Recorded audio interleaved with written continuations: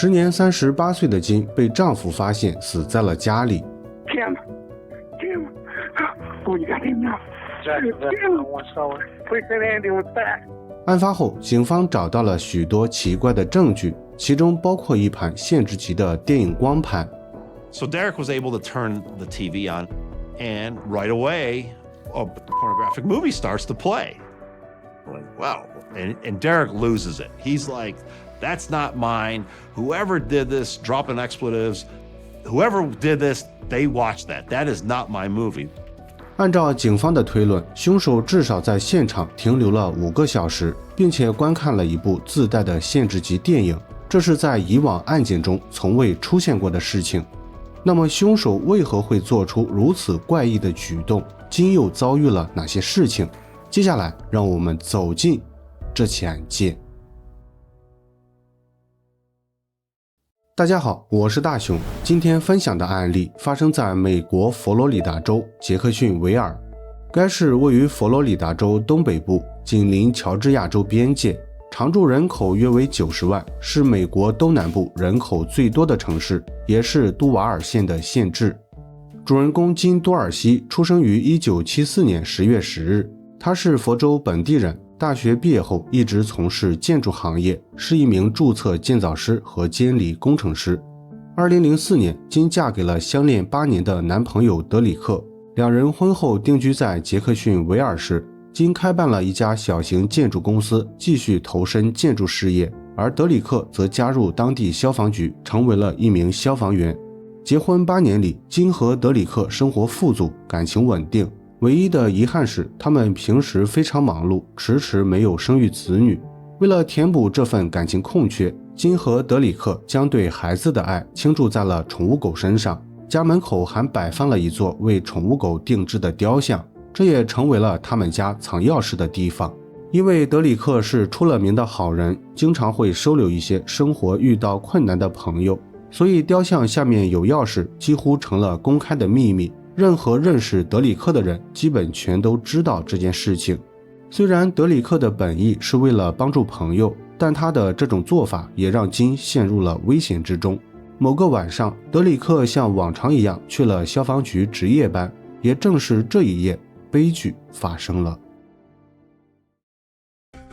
2012年10月28日上午8点15分，杰克逊维尔市警察局接到了德里克的报警电话。他表示金用刀子伤害了自己，急需紧急医疗救助。Tim, oh, you got him now. Tim, please send an ambulance back.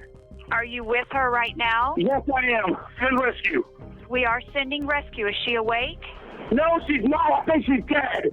德里克在报警时情绪非常激动，一方面他正在忙着对金进行心肺复苏，十分担心金的安危。另一方面，作为一名消防员，德里克很清楚报警流程，他急切希望接警员尽快安排救护车，不想把时间浪费在回答问题上。Okay, sir, tell me exactly what happened. I don't know. She tried to commit suicide. Send rescue. We are sending rescue. You have to tell me exactly what she did. What happened? I don't know. She either cut herself or something. I can't see. I'm trying to figure it out. 经过数分钟的心肺复苏后，德里克突然意识到金的尸体已经僵硬，早已失去抢救的机会。随后他向接警员报告了这一情况。Oh, Jesus Christ. 警方来到现场后，德里克已经离开事发卧室，并在金的尸体上盖了一床厚厚的被子。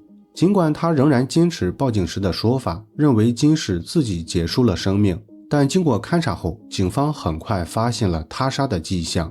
首先，金死在了卧室床边，尸体一丝不挂，脚踝和手腕有明显的捆绑痕迹，显然生前遭到过侵犯。其次，金的尸体旁边有一把刀子和一根折断的台球杆，不远处的床板下面还有一把5发容量的粉色左轮手枪。这把枪属于金，且弹夹已经清空，子弹全部射向了靠近门口的墙面。通过弹道轨迹推算，金在开枪时正躺在床边的地上，这表明当时他已经遭到袭击，不然也不可能躺在地上开枪。还有，凶手在第一次袭击结束后应该短暂离开过房间，因为子弹全部射向了门口方向，显然是凶手准备回到房间时遭到了金的反击。经过进一步检查，警方有了更重要的发现。只见客厅的电视机遥控器被人泡在了水池里，沙发旁边还有一根凶手遗留的烟蒂，住所外面的宠物狗雕像也被人推翻在地，压在下面的房门钥匙已经不见踪影。总的来说，现场所有迹象全都反映出本案是一起蓄意谋杀，而非德里克所说的自我了结。于是警方立即审问了报警人德里克。Okay, so you left the house yesterday morning, probably about 7:10. shift started at 8 a.m. Saturday. Did you go back home for any reason? Nothing like that. 根据德里克所说，他在过去的24小时一直在消防局工作，期间从未离开过岗位，更没有返回住所。至于为何会认为金是自己结束了生命，原因主要有2个方面。一是金患有严重的抑郁症，有时会做一些极端的事情；二是德里克在发现尸体后情绪非常激动，这导致他忽视了很多细节，除了没有看到尸体旁边的捆扎带，也没有注意到金的尸体已经僵硬，直到抢救了一段时间后，他才意识到金已经没有生命体征，并向接警员报告了这一情况。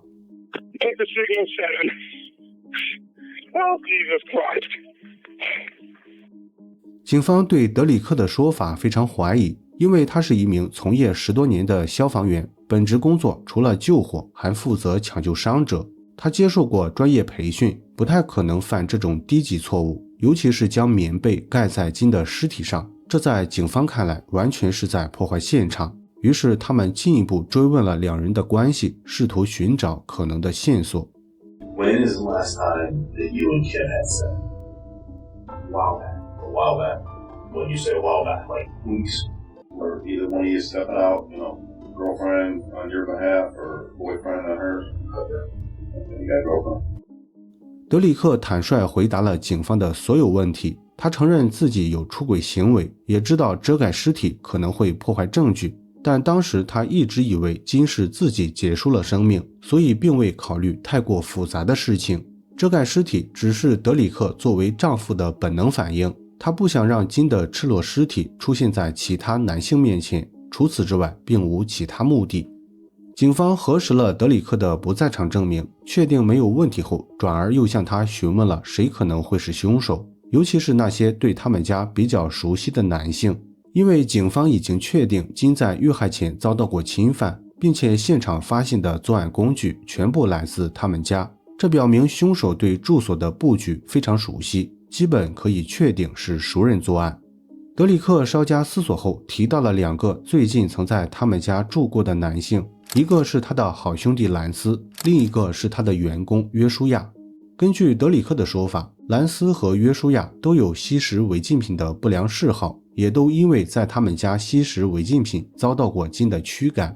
但是兰斯与约书亚不同，他是德里克的过命兄弟，2人关系非常要好，因此德里克并不认为兰斯与本案有关，只是想要说明兰斯曾在他们家住过。实际上，当时德里克非常后悔提到兰斯的名字，因为他不想给好兄弟带来不必要的麻烦，所以事后替兰斯做了很多辩解。其中最主要的是，德里克提到兰斯最近搬到了乔治亚州，并且找了一份捕虾的工作。他在案发期间正在外海捕虾，根本没有时间犯罪。至于另一位曾在他们家住过的约书亚，德里克直言不讳地表示，他很可能与本案存在关系。原因主要是约书亚最近刚刚被监狱释放，他既没有钱也没有落脚的地方，于是便在案发前一天找到了德里克求助，想要再次搬回他们家暂住一段时间。但是这一想法遭到了金的拒绝。金的理由也很简单，他不想家里出现违禁品，更不想和罪犯住在一起，所以这可能会引起约书亚的不满，从而对金实施报复。德里克的说法很快引起了警方的注意，因为约书亚符合凶手的所有特征，既有作案动机，又有作案时间，更主要的是他还对住所布局非常熟悉。于是警方立即审问了约书亚。 How'd she look? 1 to 10. Would you ask me if I would hit it? Sure. 8. Kim ever come on to you? Nah, Come on now. nah, she ain't A never little bit, come on. maybe? Nah, I wish. Have you ever had sex with her? Be honest with me. Nah, I wish. 最开始，警方并未告知约书亚金已经遇害，而是先向他了解了案发期间的去向以及他与金的关系。约书亚毫不避讳地承认他对金有所迷恋，但否认两人存在不正当关系。此外，约书亚还提到他在案发期间一直和朋友在一起，从未去过金的住所。虽然警方最初并不相信，但随着审问的深入，约书亚表现出的真诚逐渐打消了他们的怀疑。Well, I got some bad news. Something happened to Kim. I just talked to Derek like 45 minutes ago. What do you mean something happened to Miss Kim? She's dead. Oh, don't tell me that, man. Oh, no, it's Kim. I'm trying to find out and need to know if you know I don't know. anything or I wish somebody that I might would. be trying to hurt her, hurt Derek. Bro, I promise you, you wouldn't catch me right here if I knew somebody was trying to hurt them.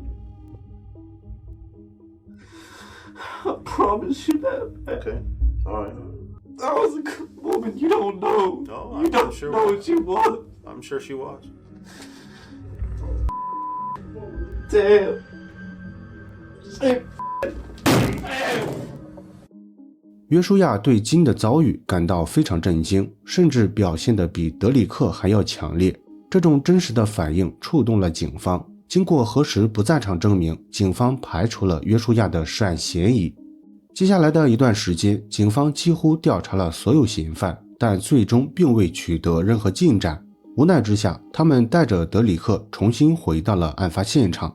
一方面是为了寻找可能遗漏的线索，毕竟德里克更加清楚房间内的情况；另一方面也是为了完成交接工作，因为警方已经拖延了很长时间，需要尽快将房子交还给德里克。正因如此，德里克注意到了泡在水池中的遥控器。虽然这并不是新的发现，但德里克阴差阳错地按开了遥控器，结果电视机荧幕中竟然出现了一部限制级电影。The moment I turned it on and changed the input to the DVD player, up comes the menu for a porn video. At that point, I start shaking my finger at it, going, that's not mine. There's no way that's mine, and there's no way Kim would be looking at that. And then I look at the DVD player, and I'm going, that's your murderer.That's gonna be who's in my house. 正如德里克所说， DVD 中的光点并非来自他们家，而是凶手带来的，也就是凶手作案后通过他们家的影音设备观看了一部自带的限制级电影。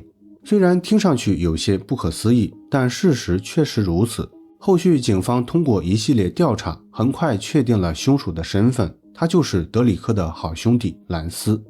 说起发现兰斯的经过，其实完全是运气，因为兰斯最初并不是警方的调查对象，毕竟德里克早前替兰斯做了不在场证明，声称兰斯近期一直在外海从事捕虾工作，根本没有时间犯罪。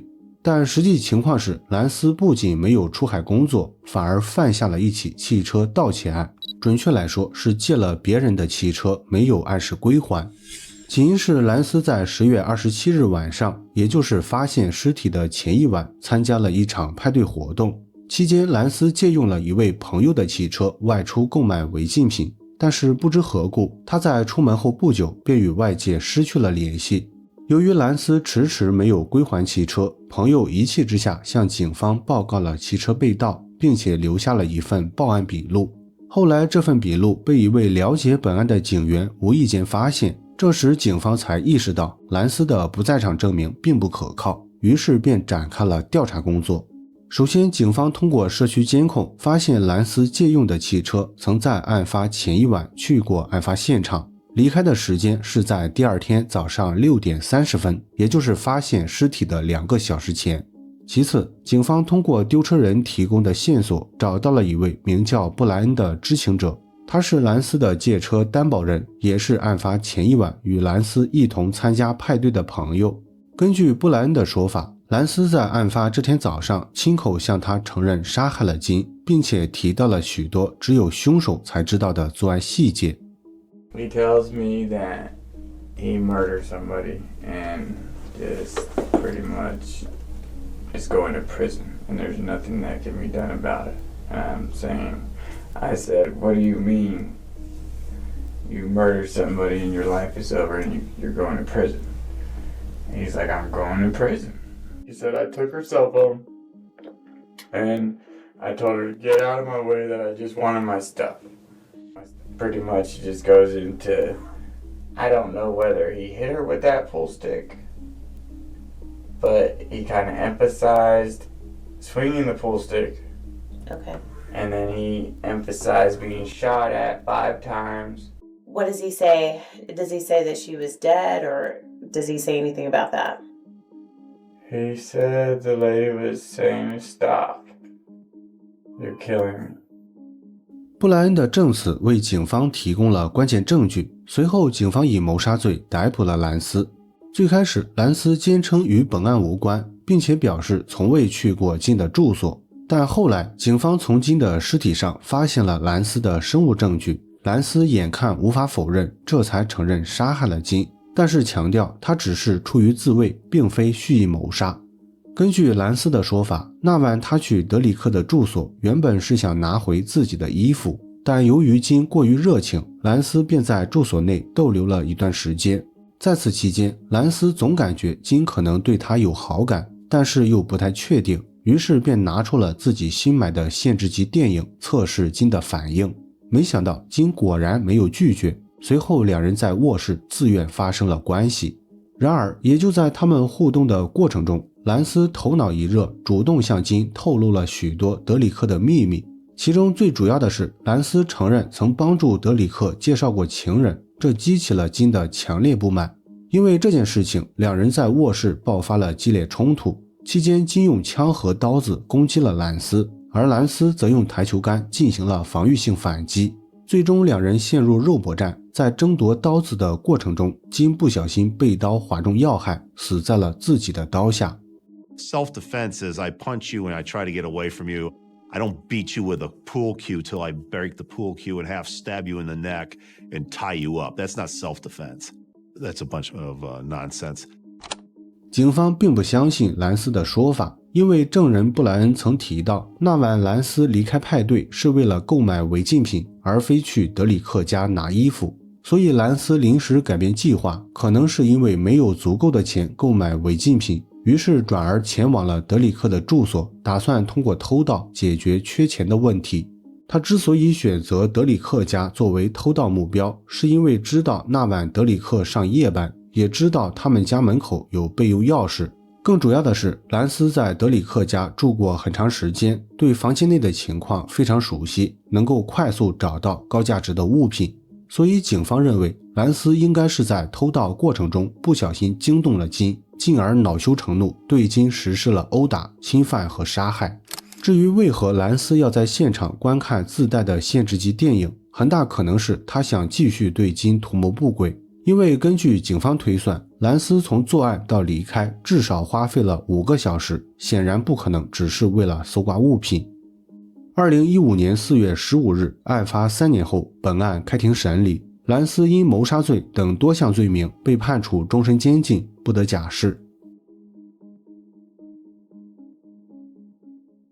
好了，本期案件分享到这里也就结束了。如果你喜欢我的节目，请帮我点赞加关注，非常感谢大家的支持。我是大熊，下期见。